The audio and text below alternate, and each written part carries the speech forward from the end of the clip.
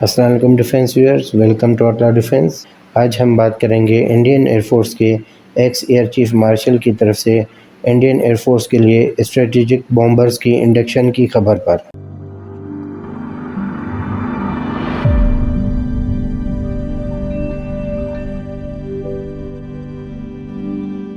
اب سوال یہ آتا ہے کہ انڈین ایئر فورس ان اسٹریٹجک بومبرز کو کس کے خلاف یوز کرنے جا رہی ہے؟ ان اسٹریٹجک بومبرز کو انڈین ایئر فورس کی طرف سے پاکستان کے خلاف استعمال کرنے کے لیے یقینی طور پر نہیں خریدا جا رہا۔ اس کی ایک اہم وجہ یہ ہے کہ پاکستان اور انڈیا کا لائن آف کنٹرول کا بارڈر ایک دوسرے سے ڈائریکٹلی کنیکٹڈ ہے۔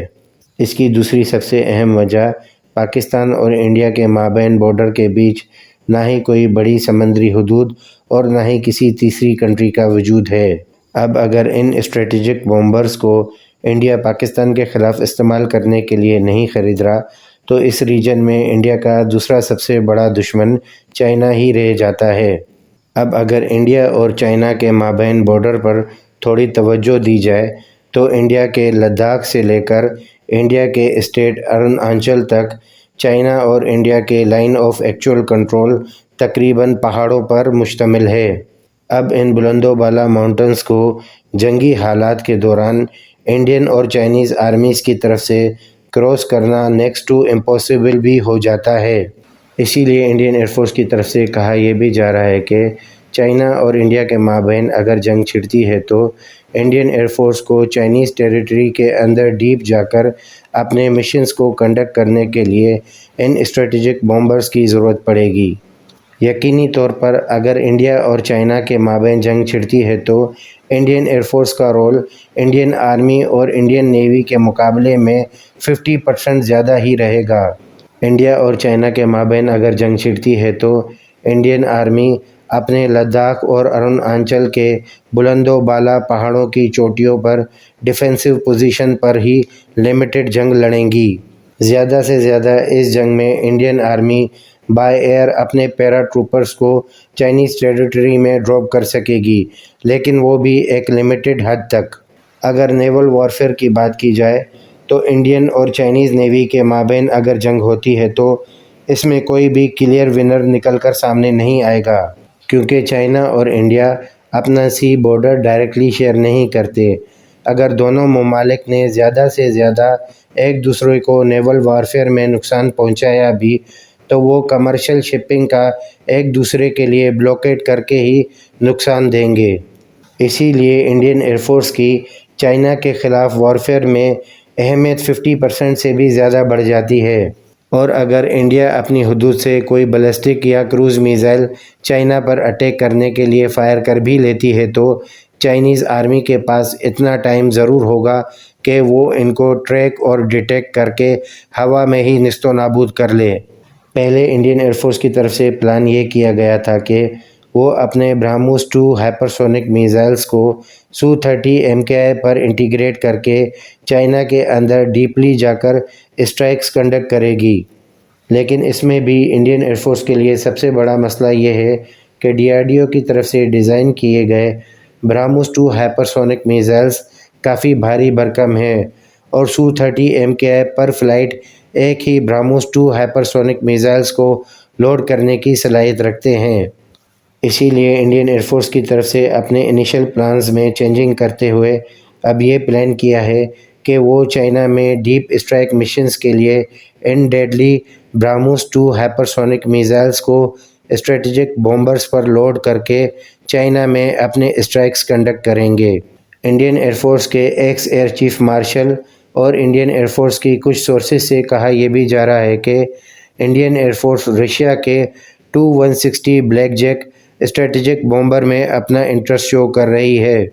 کچھ سورسز کی طرف سے ہنٹ یہ بھی دیا گیا ہے کہ انڈین ایئر فورس کی طرف سے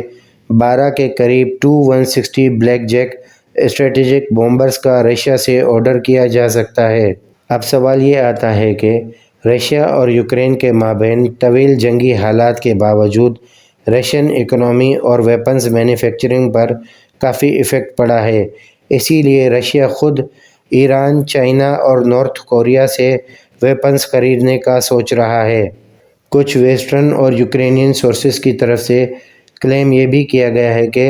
رشیا کے بیلسٹک اور کروز میزائلز کے اسٹاک پائل تقریباً 50% سے بھی کم کے رہ گئے ہیں۔ اسی لیے رشیا یوکرین میں لینڈ اٹیک کرنے کے لیے اپنے S-300 ایئر ڈیفنس میزائلز کے تھرو مشنز کنڈکٹ کر رہا ہے۔ اب سوال یہ آتا ہے کہ ایک کنٹری جو خود ہی جنگی حالات سے گزر رہی ہے، جس کے اپنے اسٹاک پائلز ہی پورے نہیں ہو پا رہے، اور ان حالات کے باوجود وہ ایران اور نارتھ کوریا جیسے ممالک سے ویپنز خریدنے پر مجبور ہے، تو وہ ان حالات میں انڈیا کو اتنے بڑے اسٹریٹجک بمبرز کو سپلائی کیسے کر سکے گا؟ اگر یہاں ہم فرض بھی کر کے چلیں کہ رشیا انڈیا کو ان اسٹریٹجک بمبرز کی سیل کو اپروول بھی دیتا ہے، تو چائنا جو کہ اکلوتا رشیا کا اسٹریٹجک پارٹنر ہے، وہ اس ڈیل کو روکنے کے لیے رشیا پر پریشر کیا نہیں ڈالے گا؟ اور اگر فرض یہ بھی کیا جائے کہ کسی بھی طرح انڈیا ان اسٹریٹجک بمبرز کو حاصل بھی کر لے، تو چائنا کیا ہاتھ پہ ہاتھ رکھے ان بمبرز کو اپنی طرف آنے دے گا؟ فرض بھی کر لیں اگر انڈین ایئر فورس ان اسٹریٹجک بمبرز کو حاصل کر کے چائنا کے خلاف یوز کرنے کے لیے فلائی بھی کرتی ہے، تو کیا چائنیز ایئر فورس ان کو انٹرسیپٹ کرنے کے لیے اپنی ایئر فورس کو حرکت میں نہیں لائے گا؟ فرض بھی کر لیں اگر انڈین ایئر فورس چائنا میں ڈیپ اسٹرائک مشنز کو کنڈکٹ کرنے کے لیے ایک اسٹرائک گروپ میں 2 Tu-160 strategic bombers, mix of fighter jets, electronic warfare کا گروپ بنا کر بھیجتی بھی ہے، تو ان کی اسٹرائکنگ کیپیبلٹی کافی لیمیٹڈ ہوگی۔ یقینی طور پر چائنیز ایئر فورس اور چائنیز آرمی ان بمبرز کو ایکسپیکٹ بھی کرے گی، اسی لیے چائنیز آرمی کی طرف سے already S-400، S-300، HQ-16، HQ-8، HQ-22 جیسے بھاری بھرکم long range air defence systems کو بھی ان ایریاز پر انٹیگریٹ کیا جائے گا۔ اور اگر فرض کر لیں کہ انڈین ایئر فورس کا یہ اسٹریٹجک بمبرز پر مشتمل strike group Chinese year defence systems کو چکمہ دے کر چائنیز ٹیریٹری میں انٹر ہو بھی جاتا ہے، تو کیا چائنیز ایئر فورس اس انڈین ایئر فورس کے اسٹرائک گروپ کو اپنے J-20، J-31، J-10، J-11، J-16 اور مزید فائٹر جیٹس کے تھرو ویلکم نہیں کرے گی؟ اور انڈین ایئر فورس کے مقابلے میں چائنیز ایئر فورس کے پاس انڈیا کے ایک فائٹر جیٹ کے مقابلے میں 6 فائٹر جیٹس موجود ہیں۔ ہمارے خیال سے انڈین ایئر فورس کی طرف سے ایسی کوئی بڑی غلطی یا حماقت کی گئی تو وہ اس اسٹرائک گروپ کے لیے ون وے اور سوسائڈل مشن ہی ہوگا۔ اسی لیے یہ انڈین ایئر فورس کے اسٹریٹجک بمبرز اپنا پیلوڈ سکسیسفلی گرا بھی نہیں پائیں گے، اور چائنیز ایئر فورس بآسانی ان کو انٹرسیپٹ بھی کر لے گی، اور اسی سینیریو کے تحت یہ انڈین ایئر فورس کا سب سے بڑا ڈیبیکل تو ثابت ہوگا ہی، اور انڈین ایئر فورس کا مورال بھی ڈاؤن ہوگا۔ ہم یہاں یہ نہیں کہہ رہے کہ انڈین ایئر فورس کو اسٹریٹجک بمبرز خریدنے نہیں چاہیے۔ یہ اسٹریٹجک بمبرز انڈین ایئر فورس کی طرف سے چائنا کے خلاف سکسیسفلی تبھی یوز کیے جا سکتے ہیں جب چائنیز ایئر اسپیس کو بآسانی انڈین ایئر فورس پینیٹریٹ کر سکے، اور چائنیز ایئر فورس اور آرمی کی multi Laird air defence umbrella کو پینیٹریٹ کرنا انڈین ایئر فورس کے لیے آلموسٹ نیکسٹ ٹو امپاسبل ہی ہے۔ ہمارے خیال سے انڈین ایئر فورس کو اپنے MiG-21 بائسن فائٹر جیٹس، جن کو فلائنگ کوفن کا بھی نام دیا گیا ہے، ان کو ریپلیس کرنے کی ضرورت ہے،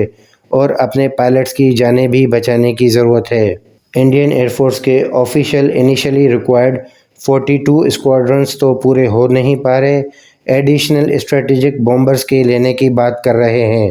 ہمارے خیال سے انڈین ایئر فورس کو اپنا پورا فوکس ریفیل فائٹر جیٹس کے مزید آرڈرز کر کے اپنی فلیٹ میں شامل کرنے کی ضرورت ہے، اور تیجس فائٹر جیٹس کی مینوفیکچرنگ کیپیبلٹی کو بڑھانے کی ضرورت ہے۔ اسی بات پر ہم اپنی آج کی ویڈیو یہیں پر ختم کریں گے، ملیں گے اپنی دوسری ویڈیو میں۔ ویڈیو اگر پسند آئی ہو تو شیئر اور لائک ضرور کیجیے گا، اپنی دعاؤں میں یاد رکھیے گا۔ خدا حافظ۔